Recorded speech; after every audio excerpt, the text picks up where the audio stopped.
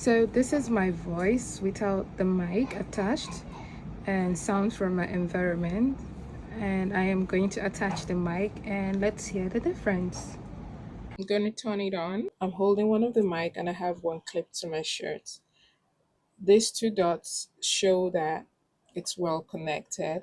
What do you think? Is there a difference from my voice before and my voice now? I think closer to the mouth always gives a clearer sound. So let me know. What do you think? Is there a difference? Was this a good deal? Would you get it? Yes or no?